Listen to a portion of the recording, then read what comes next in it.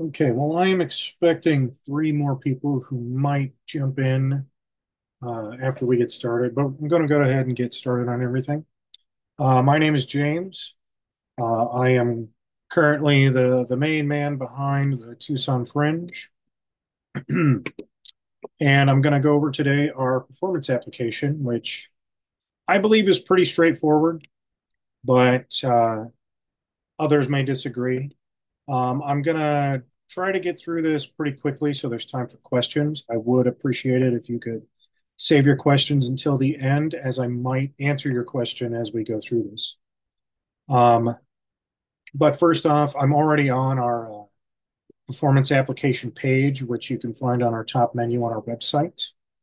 And it has a lot of information here. This is basic general information, like the application dates are July 1st to September 1st. So there's still a lot of time to kind of consider what you want to do before applying. Information about what we're doing right now, obviously, the information webinar. The festival dates are January 9th through the 12th, 2025. So that is, I believe, the second weekend of January. Um, so obviously you would want to be available that weekend. January 9th is a Thursday. That's usually when we will have tech rehearsals for shows and things. So there might not be any active performances at that time, unless they are Zoom events. And there are several options, which I'm going to go over these on the application itself, but there is some details on our website here, including our short performance showcase, which we did for the first time last year. And I felt it went well enough that we can try again this year. And then we're also looking for films or pre-recorded shows. Um, and then there's, more information as far as application fees, which is $20. I'll go over more about that in the application itself. Ticket prices will be 15 for in-person shows, 12 for Zoom shows, and any content that is offered on YouTube to be played on YouTube will be free. Go over more details about that as well on the actual application. Um, Registration fees. To clarify anything, registration fees do not have to be paid until you have been chosen to be in the festival. And we'll have details about that as well. Get through the application. But this is just to give you an idea of what the upfront cost will be if you're chosen to be in the festival. Um, and then some information about venues, which we don't have any confirmed venues at the moment. But I'm going to go ahead and click on the apply now link, which is located in a few different spots on this page, which will take us to the actual form. Excuse me. So the beginning of it is pretty basic. There's some information I just went over. Pretty simple stuff. Your email address. Most of our communication will be through email, so that make sure it's an email that you would check. I have had applicants in the past who had like a specific email for their show, and then they never checked it until like 3 months after I asked them to if they were still available. So I had to move on eventually because they never communicated with. So make sure it's an email that you will check regularly. Then obviously your name, um, your preferred name, I should say, and then your preferred pronouns, which can be any of these. We do our best to um, refer to everyone the way they wish to be, but sometimes communicating with so many people, like I personally will forget and use the wrong pronouns. It's nothing personal. I just forget things sometimes. So I try to just make everyone they. And if you're upset by that, I can't help it. But please tell us your preferred pronouns. We'll do our best. Phone number. We typically don't communicate through phone numbers, but this is like just in case something happens during the festival weekend and we need to contact you. Where are you from? Pretty simple, city and state. We like informing audiences where artists are coming from and where applicants are coming from. We've gotten people from all over the world, including India and England, the UK. So we want to know where you're coming from. If you're coming from the United States, if you're local to Arizona or another state. Now the important show stuff, and there's a little more details about ticket prices again. For the $15 tickets per show, $3 goes to the festival, so that means $12 goes directly to you, the performer. And then for Zoom shows, $12 for tickets, $9 goes to the performer, $3 goes back to the Tucson Fringe. And the $3 is just to help us cover certain fees, especially Zoom fees, as well as transaction fees on our ticketing system. So here we have the several options. We've got three live in-person shows. That's $300 registration fee. Two live in-person shows, $225 registration fee. One live in-person performance, $150 fee. Two real-time Zoom performances, $75. One real-time Zoom performance, $50. The Fleeting Fringe is a 10 to 20-minute performance. It's a $40 fee. If you choose this spot and you're chosen in the festival, there will be three people roughly. It says 3 to 6, but that can get complicated when you have 6 different performers. So we try to keep it smaller. 3 people on stage, you get about 20 minutes, and you're all put on this one showcase for an hour. And then we divide the percentage of tickets sold between the people performing. So if it's 3 people, everyone gets roughly 33% of the final ticket prices. Any YouTube content, there's no registration fee, but you're not getting any money in return either. And this is just sort of to help promote yourself and gives us content on our YouTube channel. One thing I do want to mention, if anyone were to submit a film or short film, that can also be included in these live in-person performances or the Fleeting Fringe performance. I don't yet know how to have a film play on a Zoom performance, so we're just not even going to try. But we might try something on Vimeo in the future for film-related projects. But let's say you had a short film that was 45 minutes long that you wanted to play in our festival. You can do that with one of these live in-person performances. And I'll get more on categories of things here a little later. As far as tech requirements go, this obviously does not encompass everything a performer might need. But it's just a simple, like theatrical lighting, movable spotlight, amplified music or sound effects, 1 or 2 mic stands, projector and screen. This is all stuff that, depending on the venues we get, will determine how much of this we can handle. We have done festivals in the past at warehouses that literally have none of these things. So we do our best to provide as much as we can, but understand we might not be able to provide any. The only thing we actively try to guarantee people is you will have 2 chairs. So very low key. If this is a situation where it's like, if I don't have theatrical lighting and sound and a projector and screen, I'm not doing my show, that's totally fine. You can still click all the things you want. And then when we reach out to you, if you're chosen to be in the festival and you're like, no, I need all these things, I can't do the show without it. We understand if you want to back out, there's nothing will be used against you in that case. So if you're concerned about whether or not you'll have these things, don't stress too much during the application. Next would be the title of the show. You might still be developing your show. You might not know the title, or it might be a working title.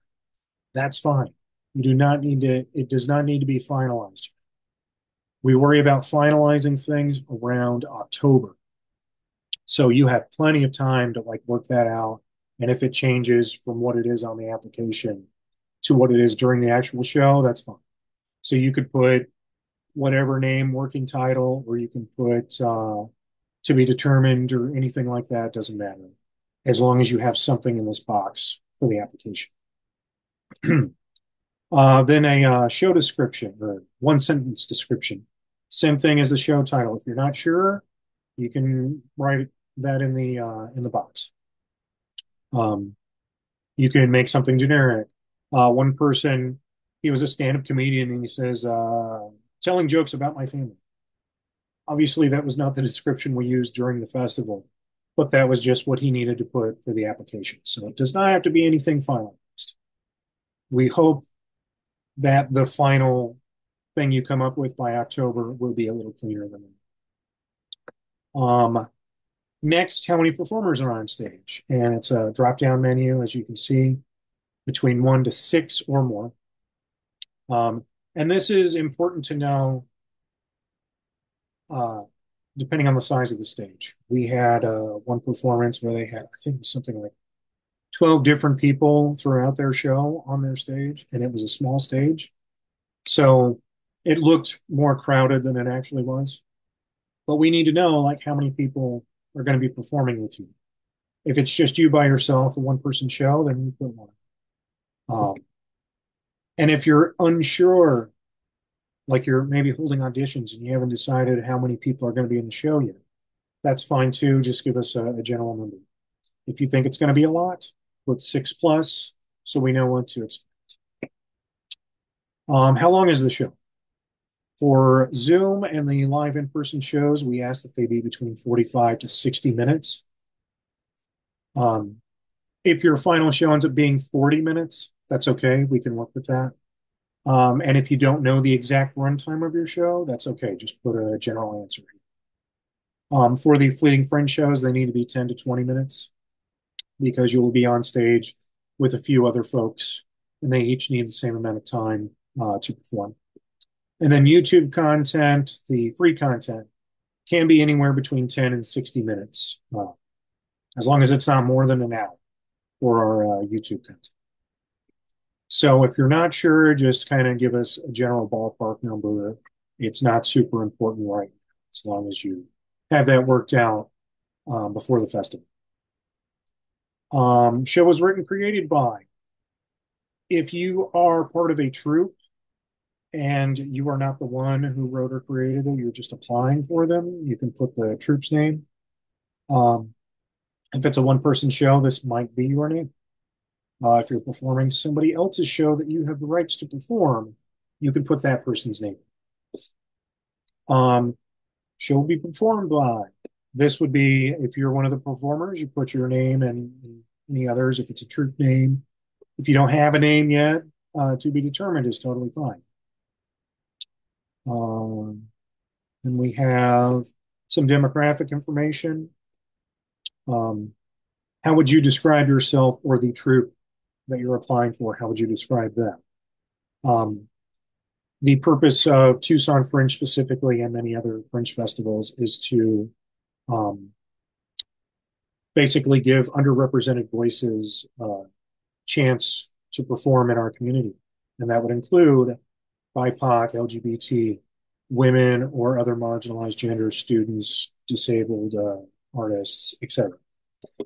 So we want to know which of these groups do you fit into, or your performance troupe, which of these do they fit into? If you don't fit into any of these, that's okay. You can still apply, you can still perform in our festival. We just want to know, where are these people coming from? Are we actually getting underrepresented groups to apply for our festival? Previous performances of the show, if any. This is your first time, you can write first time. You have performed this at other Fringe festivals. You can tell us which ones. You can see that these two things, this red little asterisk here, it is not on these two questions, meaning they are not required. So you could choose not to answer these if you would. But obviously, if you've performed this show before, we would like to know where have you performed. Who is your target audience? And for this, we go with the film rating system because it's simple and everyone knows it. And we will put this in our program so people know what type of show they're going to go see, if it's something they can take their children to. And this is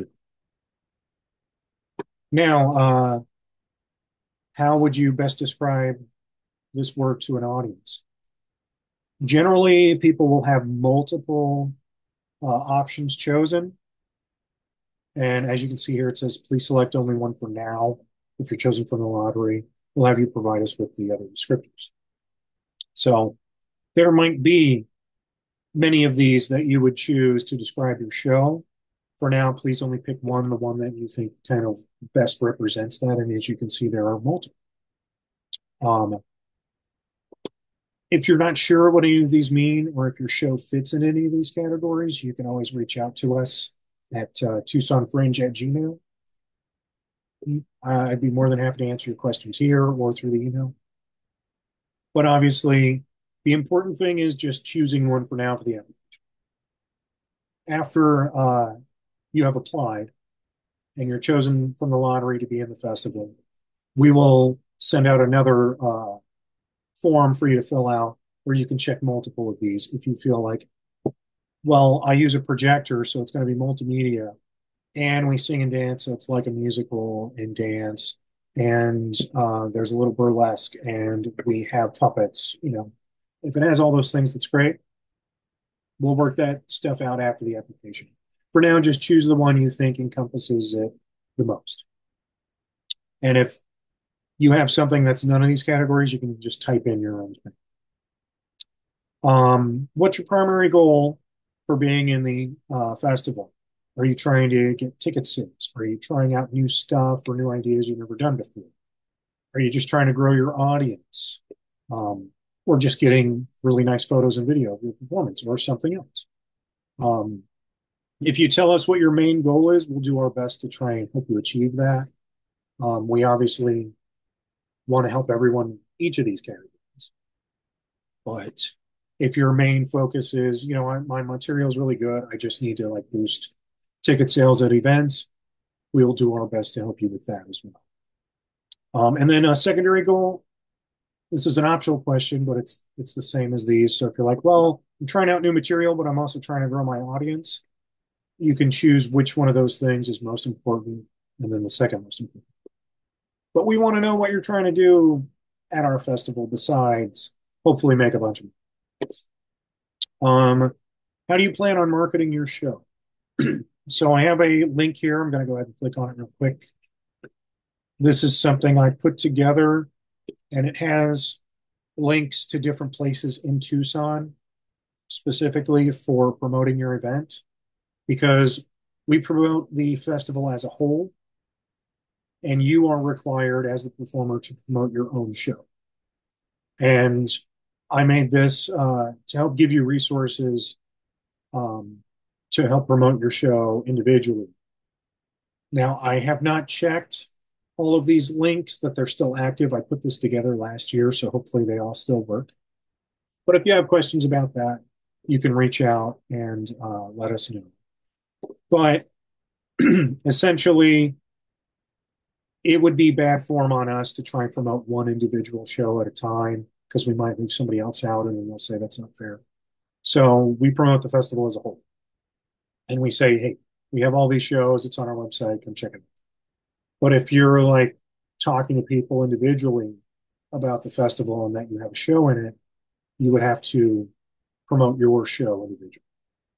So we give you a little help here.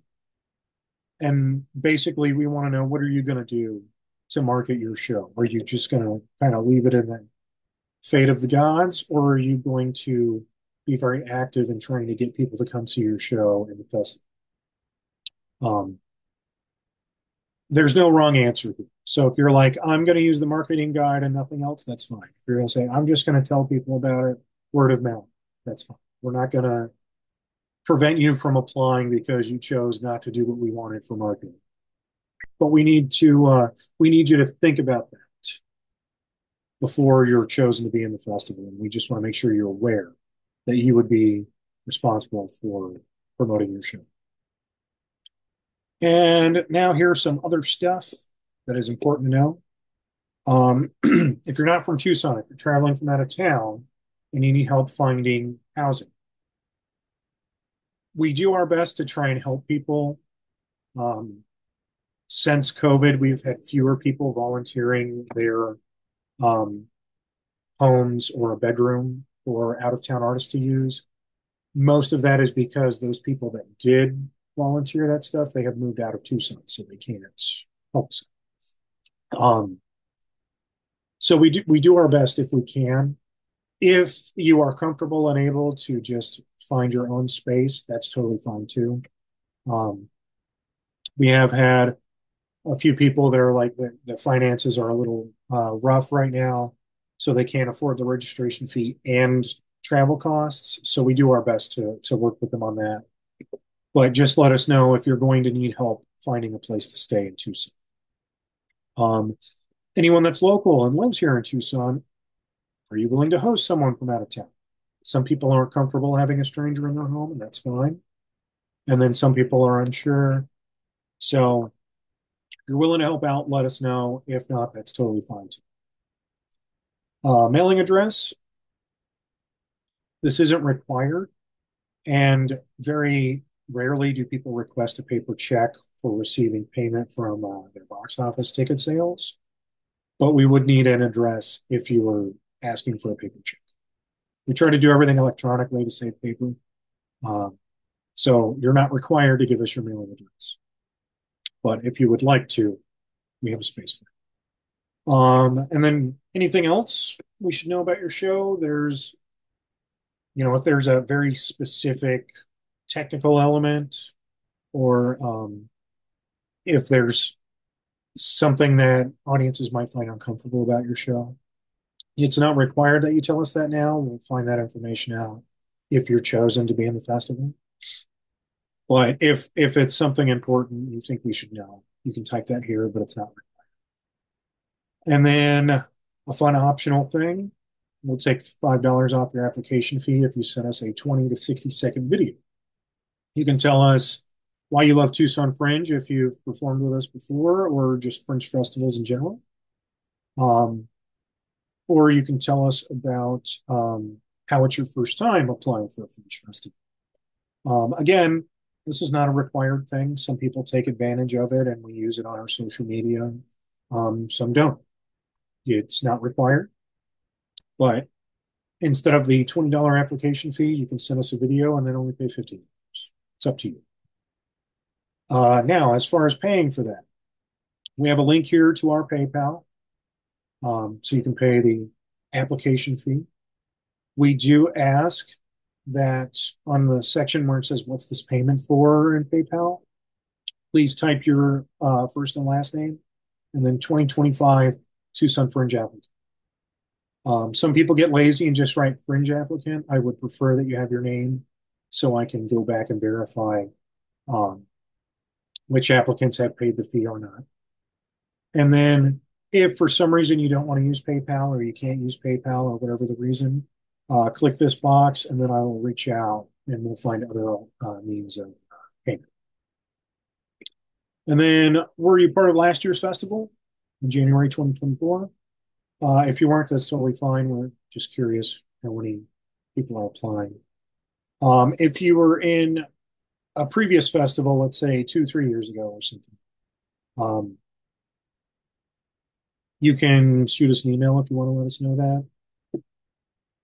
Yeah.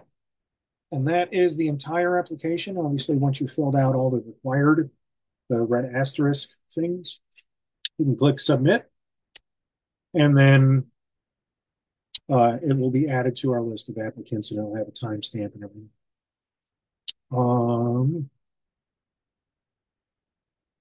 There was something else I was just thinking about that I forgot. Oh, I don't need those things anymore. Okay. I'm going to stop sharing my screen because I don't think I need to anymore. Okay.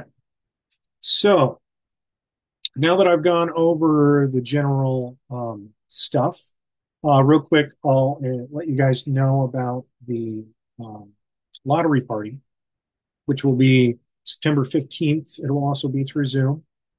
And basically, that's where we take all the names of the applicants, put them all in a hat, literally, and then pull the names out of the hat.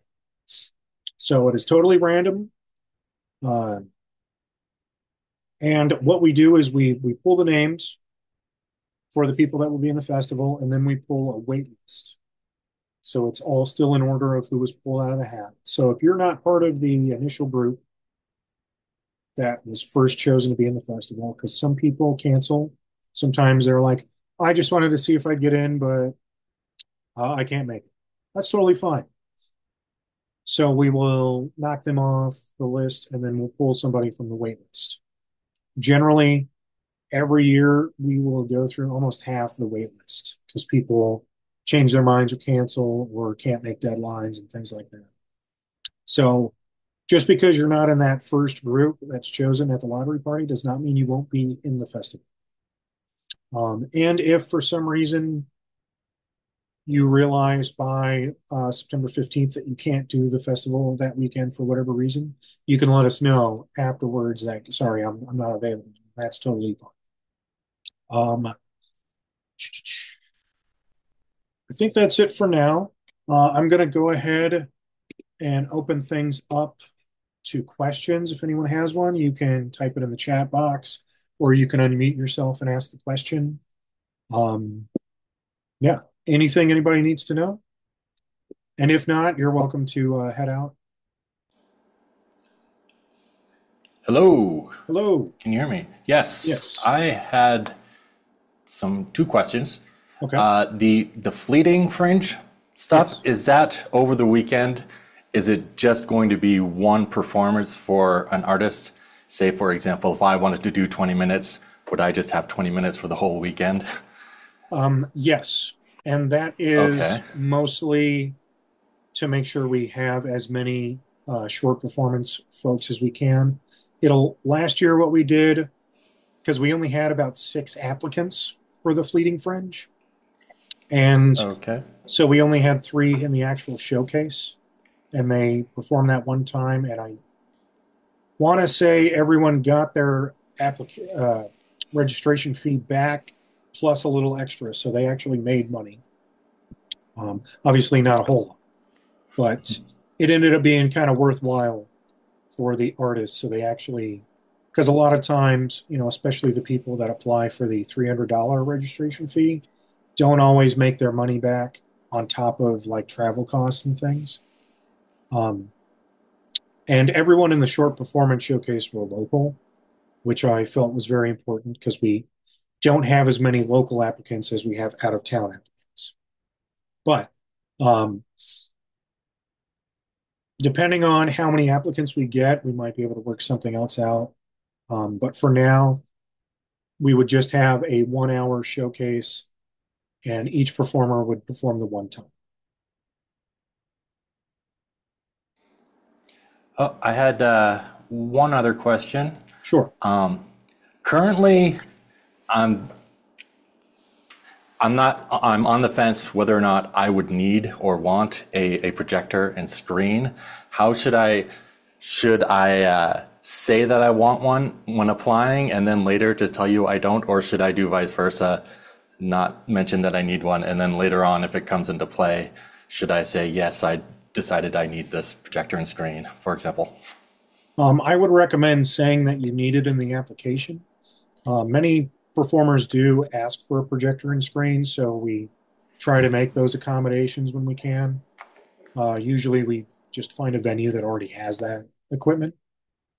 Um, but it would be a lot easier for us to prepare for it and then not need it versus the other way around.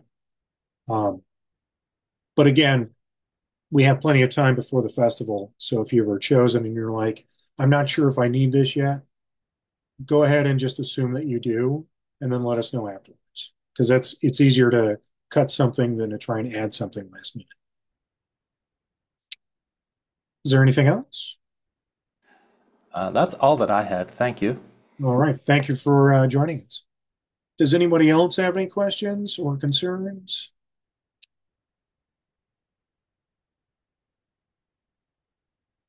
Okay. Well, if any questions come up after the fact, you can always shoot us an email. And again, like I said, this video was recorded and we'll put it on our YouTube and website. And yeah, hopefully you'll all apply and join us for the lottery party as well. Thank you all so much for coming.